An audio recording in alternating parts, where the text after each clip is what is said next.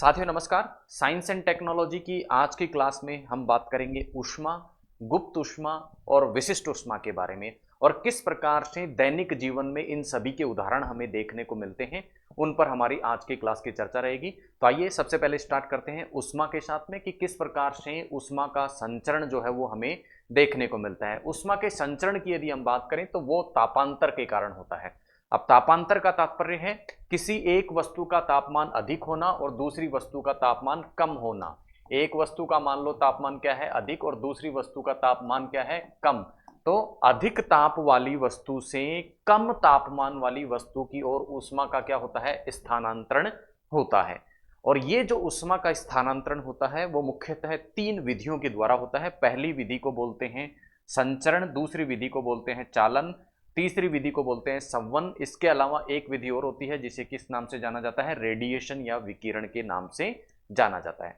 तो ये तो था ऊष्मा का संचलन या ऊष्मा का स्थानांतरण। अब ऊष्मा के मापन की यदि बात करें कि ऊष्मा को आखिर मापा कैसे जाता है, तो उसके मापन के लिए जो मात्रक होता है वो एसआई मात्रक तो होता है जूल। एसआई मात्रक में यदि ऊष्मा को मापा जाए तो उसका मात्रक क्या होता है, जूल। लेकिन यदि अन्य मात्रक देखा जाए ऊष्मा का तो वो एक अन्य मात्रक भी ऊष्मा के मापन के लिए काम में लिया जाता है जिसे हम कैलोरी के नाम से जानते हैं।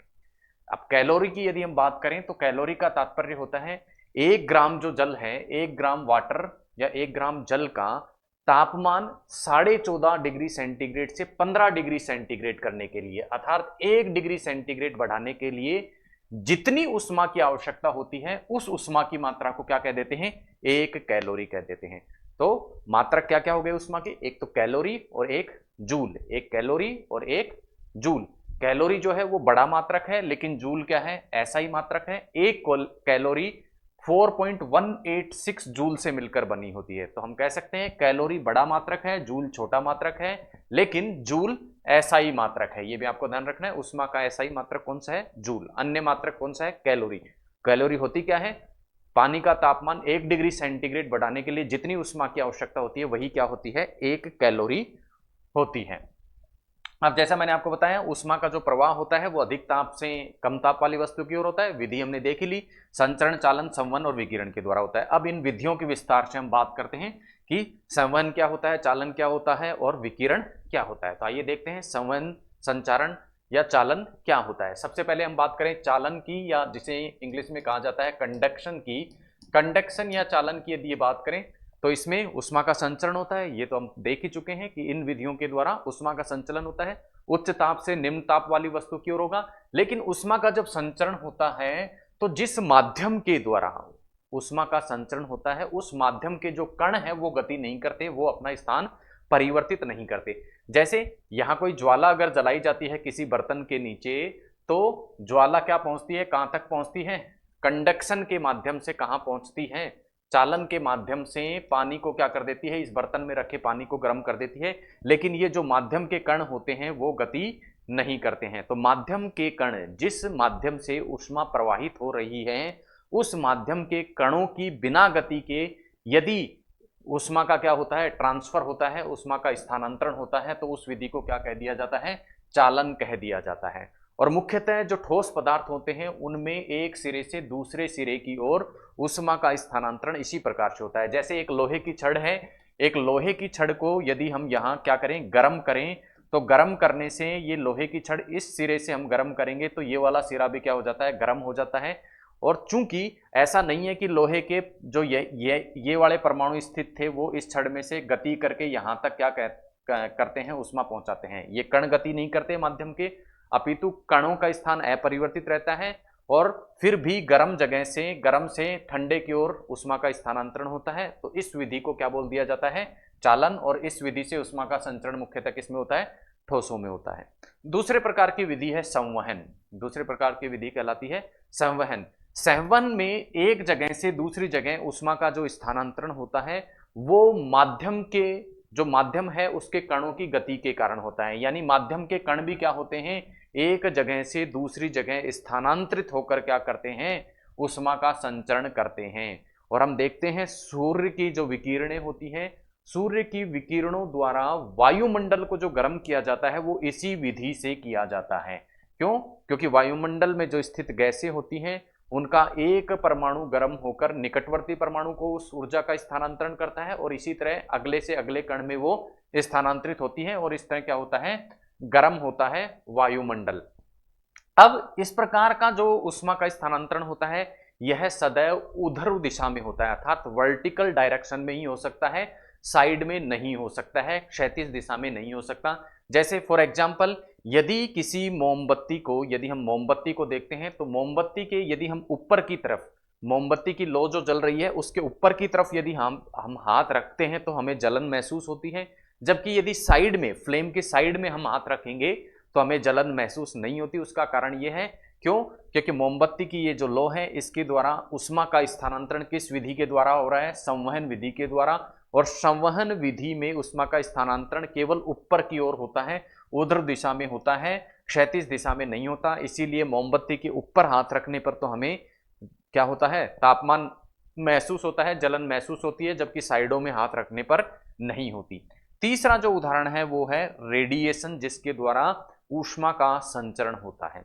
रेडिएशन के द्वारा ऊष्मा के संचरण के लिए माध्यम की आवश्यकता ही नहीं होती। पहली जो दो विधि हमने देखी, चालन और संवहन, उनमें माध्यम की आवश्यकता होती है। अंतर क्या था? एक में माध्यम के कण गति नहीं करते और दूसरे में माध्यम के कण गति करते हैं। जबकि रेडिएशन के द्वारा ऊष्मा के स्थानांतरण के लिए किसी भी प्रकार के माध्यम की आवश्यकता ही नहीं होती, किसी भी प्रकार के माध्यम की आवश्यकता नहीं होती। और गर्म वस्तु से ठंडी वस्तु की ओर, यानी अधिक तापमान से कम तापमान की ओर क्या होता है, ऊष्मा का स्थानांतरण होता है। जैसे सूर्य की जो विकिरणें होती हैं वो अधिक उच्च तापमान होता है सूर्य का, धरती का तापमान क्या होता है, कम होता है।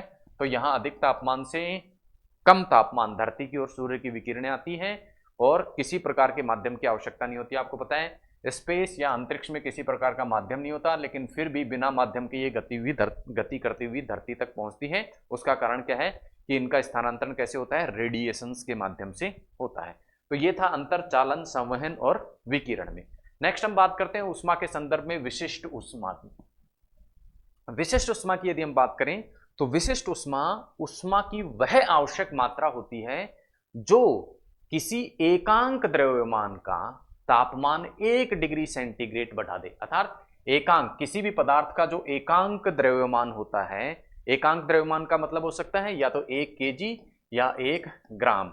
इस 1 केजी या 1 ग्राम जो पदार्थ है उसका तापमान 1 डिग्री सेंटीग्रेड बढ़ाने के लिए जो आवश्यक ऊष्मा होती है, उस ऊष्मा को क्या कह दिया जाता है, विशिष्ट ऊष्मा। उस पदार्थ की क्या कह दिया जाता है, उस पदार्थ की विशिष्ट ऊष्मा कह दिया जाता है। और इसका मापन किया जाता है, जैसा मैंने आपको बताया कि ये क्या है, रिक्वायर्ड ऊष्मा है, ऊष्मा की वह मात्रा जो 1 ग्राम पदार्थ का तापमान 1 डिग्री सेंटीग्रेड बढ़ाने के लिए चाहिए।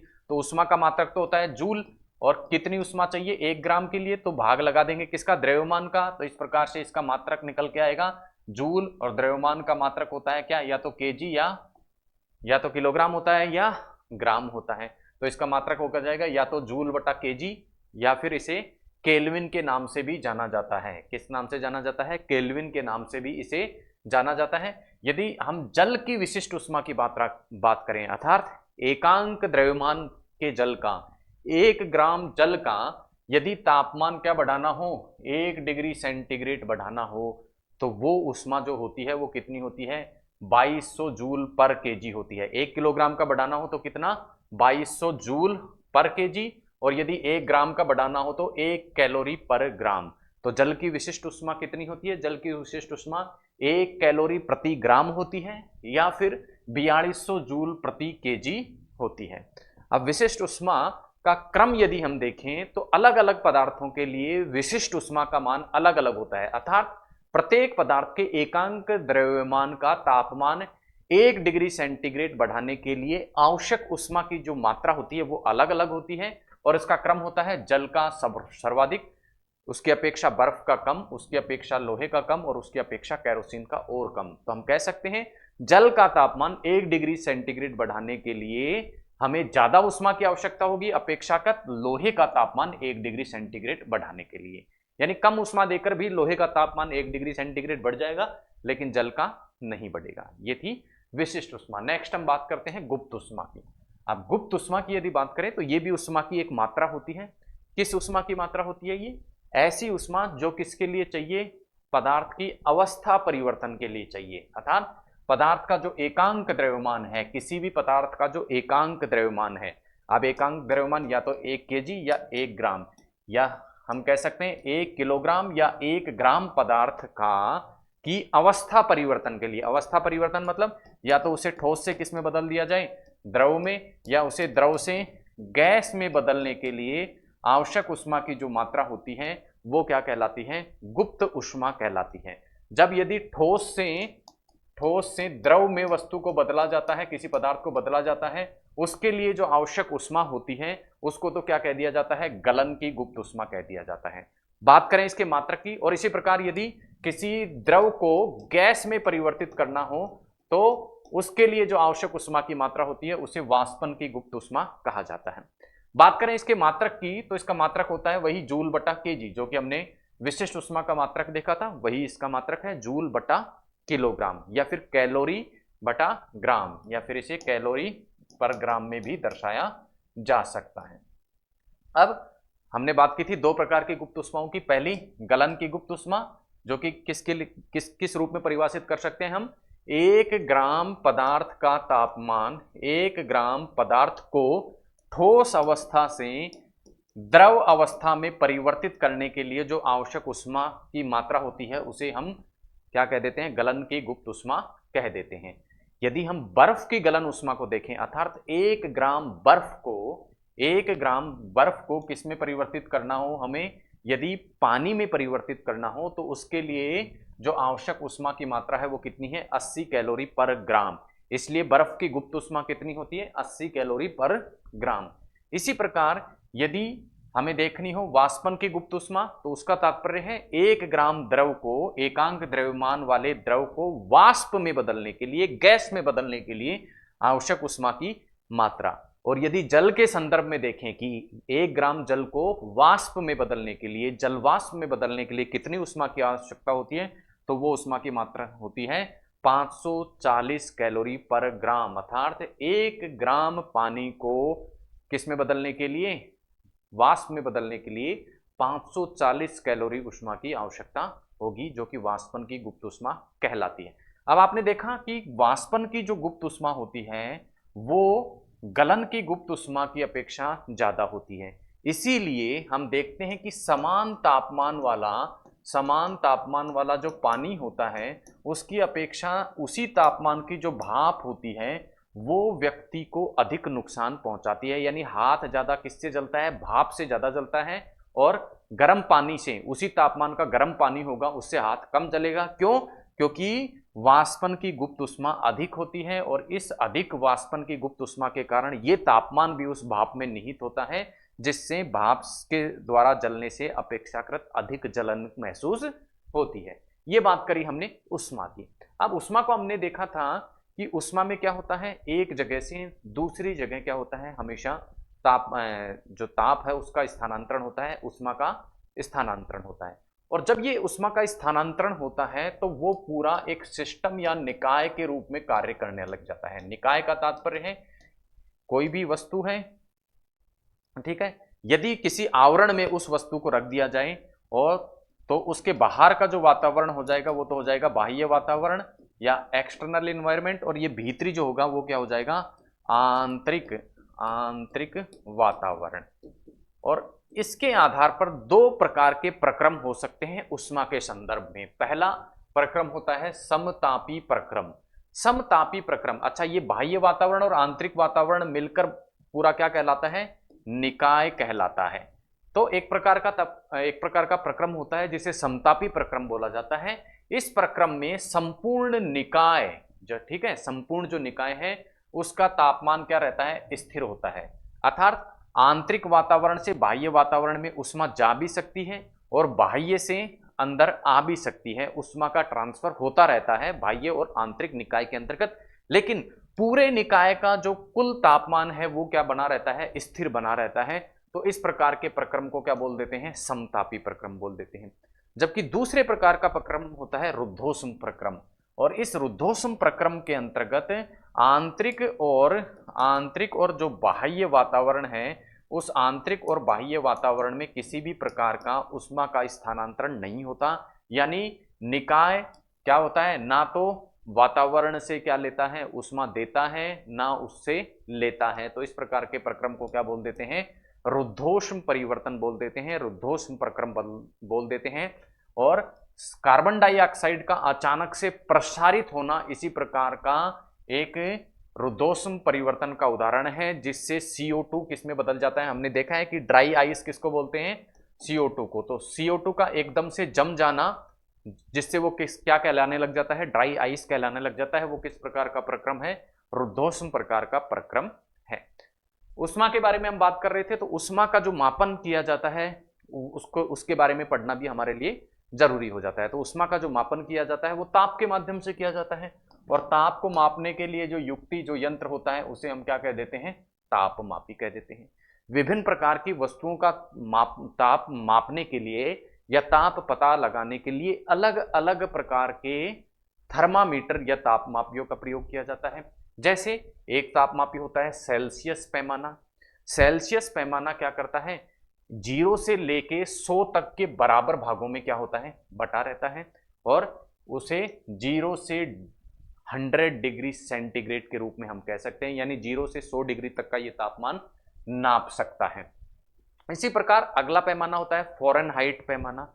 फ़ारेनहाइट जो पैमाना होता है उसके अंतर्गत 180 समान भाग होते हैं, यानी एक रीडिंग, फिर उसके बाद में नेक्स्ट रीडिंग, फिर नेक्स्ट रीडिंग, इस तरह से 180 समान भागों में, जैसे स्केल बटा होता है 15 सेंटीमीटर का जो स्केल होता है वो क्या होता है, 15 भागों में बटा हुआ होता है, पहले 0, फिर 1 सेंटीमीटर, 2 सेंटीमीटर, 3 सेंटीमीटर। उसी प्रकार फ़ारेनहाइट जो पैमाना होता है वो 180 समान भागों में बटा होता है। स्टार्ट कहां से होता है, 32 डिग्री फ़ारेनहाइट से, और कहां तक जाता है, 32 से लेके 212 डिग्री फ़ारेनहाइट तक के तापमान का ये मापन करता है। 180 समान भागों में ये बटा हुआ होता है। उसके बाद आता है केल्विन पैमाना, जो कि 273 केल्विन से 373 केल्विन की रीडिंग होती है इसमें, और ये भी 100 समान भागों में बटा होता है। सबसे पहला जो रीडिंग चालू होती वो 273 केल्विन से स्टार्ट होती है, और अधिकतम जो रीडिंग होती है वो 373 केल्विन होती है। जैसे यहाँ 32 से लेके 212 डिग्री फ़ारेनहाइट था, न्यूनतम ये और अधिकतम ये। यहाँ कितना था, न्यूनतम 0 डिग्री सेंटीग्रेड, अधिकतम 100 डिग्री सेंटीग्रेड। उसके बाद नेक्स्ट आता है रोमर पैमाना। रोमर पैमाना 80 समान भागों में बटा हुआ होता है। स्टार्ट होता है 0 डिग्री रोमर से, 0 रोमर से, और जाता कहाँ तक है, 80 रोमर तक ये तापमान का क्या करता है, मापन करता है। नेक्स्ट होता है द्रव तापमापी, लिक्विड थर्मामीटर, और ये स्टार्ट होता है -30 डिग्री सेंटीग्रेड, इसका न्यूनतम तापमापन होता है, और अधिकतम होता है 350 डिग्री सेंटीग्रेड। तो ये थे कुछ तापमापी जिनके द्वारा अलग अलग प्रकार की वस्तुओं का क्या किया जाता है, तापमान मापा जाता है। अलग अलग पैमाने हो गए किसके, तापमान के। नेक्स्ट हम बात करते हैं तापमापियों के कुछ प्रकारों की। तो तापमापियों के कुछ प्रकार यदि हम देखें तो एक प्रकार का तापमापी होता है गैस तापमापी। अब गैस तापमापी को भी आगे दो भागों में डिवाइड किया हुआ है, एक तो हाइड्रोजन तापमापी और एक नाइट्रोजन तापमापी। हाइड्रोजन और नाइट्रोजन तापमापी दोनों ही 500 डिग्री से लेके 1500 डिग्री तक की परास का यथार्थ उच्च प्रकार के जो तापमान है उनका मापन कर सकते हैं। इसी प्रकार प्लेटिनम तापमापी होता है एक, जो कि -200 से लेके 1200 डिग्री तक के तापमान को माप सकता है, यानी अति न्यून तापमान भी माप सकता है और अति उच्च तापमान का भी क्या कर सकता है, ये मापन कर सकता है। नेक्स्ट होता है ताप युग्म तापमापी। पुनः ये भी क्या, लोअर और हायर दोनों प्रकार के तापमान को नाप सकता है। -200 डिग्री जैसे निम्न तापमान को भी नाप सकता है, और 1600 डिग्री जैसे उच्च तापमान को भी नाप सकता है। उसके बाद आता है एल्कोहल तापमापी। एल्कोहल तापमापी का मुख्य कार्य क्या है कि ये निम्न ताप को भी माप सकता है, यानी बहुत कम, माइनस में बहुत कम तापमान जो हो उसका भी ये मापन कर सकता है। क्यों, क्योंकि 115 डिग्री पर जाकर ये जमता है, यानी एल्कोहल जो होता है उसका जो फ्रीजिंग पॉइंट होता है वो -115 डिग्री होता है। इसलिए माइनस के जितने भी तापमान हैं जो कि -115 डिग्री तक की रेंज के होते हैं उनको भी ये एल्कोहल तापमापी क्या कर सकता है, माप सकता है। नेक्स्ट है पूर्ण विकिरण तापमापी, जिसे पायरोमीटर भी कहा जाता है। ये भी उच्च तापमान को नाप सकता है। 800 डिग्री से ज्यादा का तापमान यदि मापना हो तो इस प्रकार के तापमापी का उपयोग करते हैं, और स्टीफन के नियम पर आधारित होता है। यदि सूर्य का तापमान मापना हो तो कौन से प्रकार का तापमापी काम में लेंगे? पूर्ण विकिरण तापमापी काम में लेंगे। और इस तापमापी की एक विशेषता है कि ये अपने से दूर स्थित वस्तुओं का तापमान ही मापता है, यानी दूर स्थित, निकटवर्ती नहीं, दूर स्थित वस्तुओं का तापमान मापा जा सकता है जो कि क्या करती हैं? विकिरण उत्सर्जित करें, अर्थात रेडिएशंस को ये मापकर तापमान का अंदाजा लगाता है। तो ये थे कुछ प्रकार के तापमापी जिनके द्वारा ताप का क्या किया जाता है? मापन किया जाता है, टेम्परेचर का मापन किया जाता है। टेम्परेचर का ये जो मापन किया जाता है, ये मापन कुछ यूनिट्स के द्वारा किया जाता है और वो यूनिट्स हैं, पहली यूनिट है सेल्सियस, जिसे पहले सेंटीग्रेड भी कहा जाता था, वर्तमान में इसे क्या कहते हैं? सेल्सियस। पहले इसी का नाम क्या था? सेंटीग्रेड। इसके अलावा तापमान को केल्विन में भी नापा जाता है, रोमर में भी नापा जा सकता है और फ़ारेनहाइट में भी मापा जा सकता है। बात करें इसके एसआई मात्रक की, तो तापमान को मापने वाले हमने 4 मात्रक देखे, लेकिन इनमें से एसआई जो मात्रक है वो कौन सा है? केल्विन इसका अंतरराष्ट्रीय या एसआई मात्रक कहलाता है। परम शून्य ताप की यदि हम बात करें तो जीरो केल्विन का जो ताप होता है वो क्या होता है? परम शून्य तापमान होता है। यदि सेल्सियस में उसे देखें तो वो -273.15 डिग्री सेल्सियस जो होता है उसे हम क्या कह देते हैं? परम शून्य ताप के नाम से जानते हैं। तो ये थे तापमान की कुछ यूनिट्स जिनके द्वारा हम क्या करते हैं? किसी स्थान का तापमान मापते हैं। अब हमने 4 यूनिट देख ली, कौन कौन सी? सेल्सियस, केल्विन, रोमर और फ़ारेनहाइट।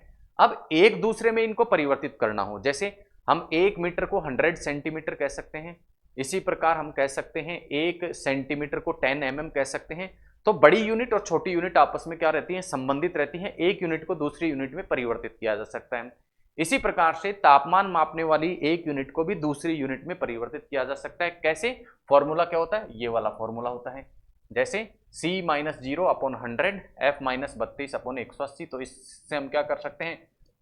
सेल्सियस को किस में परिवर्तित कर सकते हैं? फ़ारेनहाइट में, या फ़ारेनहाइट को किस में? सेल्सियस में। इसी प्रकार R-0/80 K-273/100। इन सभी के माध्यम से एक प्रकार के पैमाने को हम दूसरे प्रकार के पैमाने में परिवर्तित कर सकते हैं। परीक्षा की दृष्टि से ज़्यादा उपयोगी नहीं है, लेकिन फिर भी कभी प्रश्न पूछ लिया जाए तो इस प्रकार से आप तापमान का परिवर्तन कर सकते हैं। नेक्स्ट हम बात करते हैं, हम बात कर रहे थे तापमान मापी युक्तियों की, जिनमें हमने कुछ प्रकार के थर्मामीटर या तापमापी देखे थे। उन्हीं में से एक प्रकार का थर्मामीटर होता है डॉक्टर थर्मामीटर। डॉक्टर थर्मामीटर सभी के द्वारा दिन प्रतिदिन कभी ना कभी जीवन में यूज किया जाता है, जिसके द्वारा हम हमारे शरीर का तापमान मापते हैं। जब बुखार या फीवर हो जाता है तो उस समय घरों में तापमान मापने का जो कार्य किया जाता है वो इस प्रकार के डॉक्टर थर्मामीटर के द्वारा ही किया जाता है। और इसके द्वारा जो तापमान मापन किया जाता है वो 32 डिग्री सेंटीग्रेड से लेके 42 डिग्री सेंटीग्रेड तक किया जाता है। इसकी ये रेंज होती है, यानी न्यूनतम तापमान जो ये नाप सकता है वो होता है 35 डिग्री सेल्सियस और अधिकतम 42 डिग्री सेल्सियस के तापमान को ये माप सकता है। एक यूनिट से दूसरे यूनिट की ओर यदि हम जाते हैं, अर्थात 35 डिग्री से 36 डिग्री की ओर यदि हम जाएंगे तो बीच में हमें 5 लाइनें देखने को मिलेंगी।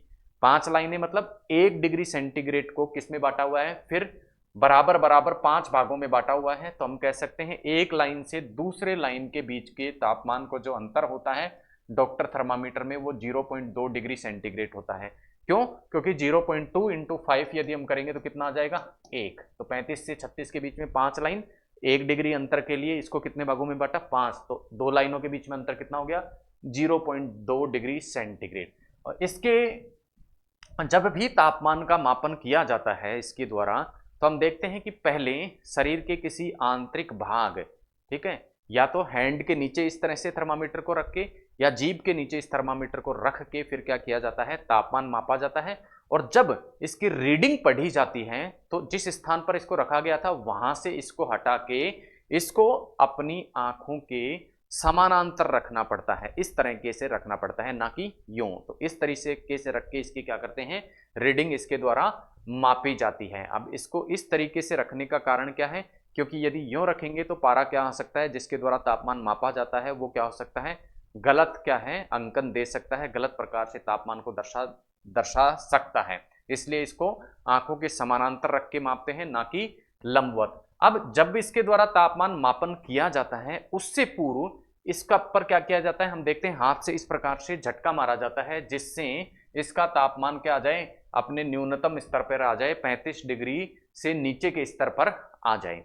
अब 35 डिग्री से नीचे के स्तर पर आ गया, साथ ही इसमें एक ब्रेकर लगा होता है। ब्रेकर मतलब एक पॉइंट लगा हुआ होता है जो क्या करता है, अपने आप पारे को नीचे आने से रोकता है, अर्थात तापमान के अनुसार ही पारे का स्तर नीचे या ऊपर आता है, अपने आप गुरुत्वाकर्षण बल के कारण नीचे नहीं गिरता। उसके लिए क्या लगाता है, ब्रेकर वहां लगा रहता है।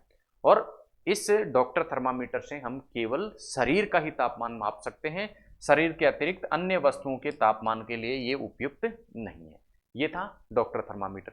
इसी प्रकार का एक अन्य थर्मामीटर होता है लैब थर्मामीटर, जिसमें लेबोरेटरीज में तापमान का मापन करने के लिए इसका उपयोग किया जाता है।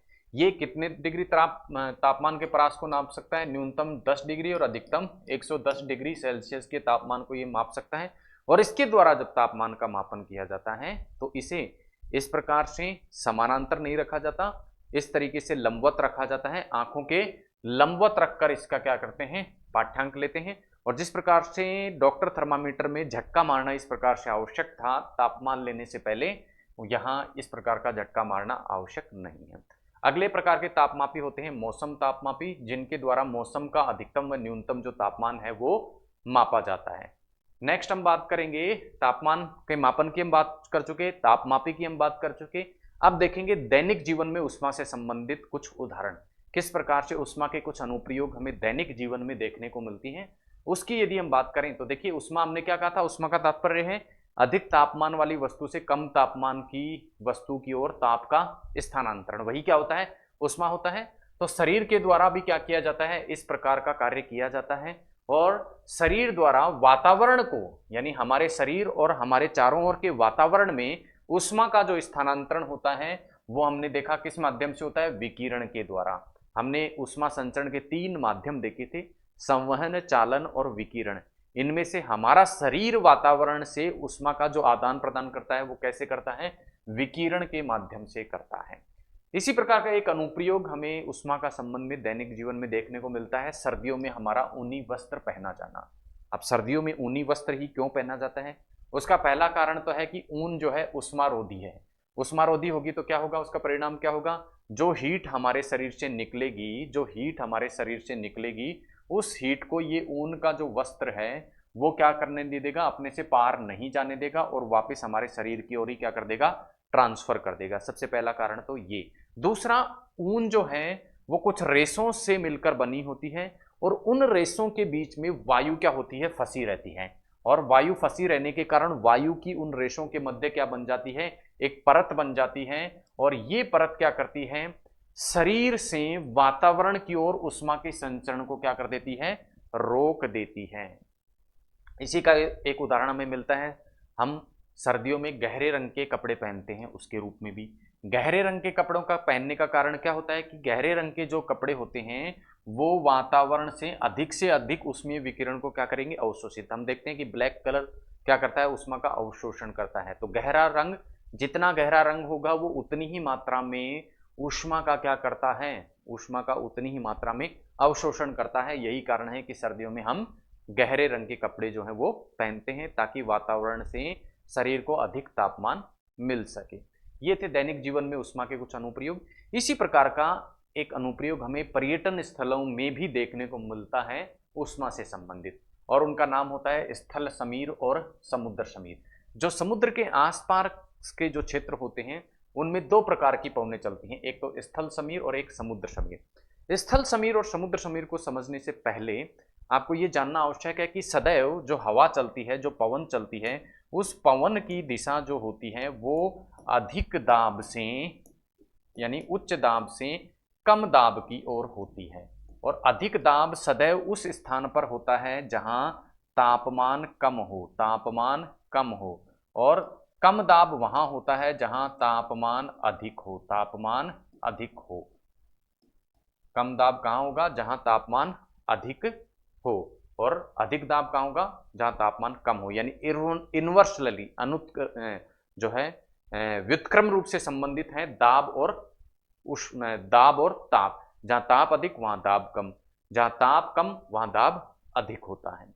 अब बात करते हैं समुद्र समीर और स्थल समीर की। तो देखिए, दिन के समय, जब दिन में सूरज निकलता है, उस समय जो समुद्र का तापमान है वो क्या होता है, स्थल से कम। यानी समुद्र का तापमान क्या, समुद्र ताप तो क्या हो गया, कम, तो ताप कम हो गया तो दाब क्या हो जाएगा, अधिक। दाब क्या हो जाएगा, अधिक। ये किसके समय की बात कर रहा हूं मैं, दिन के समय की। दिन में क्या होगा, दिन में समुद्र में क्या होगा, तापमान तो कम होगा, तापमान कम होने से दाब क्या हो जाता है, अधिक हो जाता है। जहां ताप कम वहां दाब अधिक। यदि हम धरातल की बात करेंगे, समुद्र के आसपास जो धरातल स्थित है, उस धरातल की यदि हम बात करें तो धरातल में क्या होगा, धरातल का ताप तो क्या होगा, अधिक।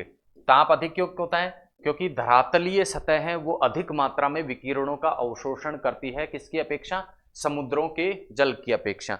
तो ताप अधिक होगा तो दाब क्या हो जाएगा, जब ताप अधिक होता है तो दाब क्या हो जाता है, कम हो जाता है। तो हवा कैसे चलेगी, उच्च दाब से निम्न दाब की ओर, यानी कि समुद्र से धरातल की ओर। समुद्र से धरातल की ओर चलने वाली इस हवा को ही क्या बोल देते हैं, समुद्र समीर।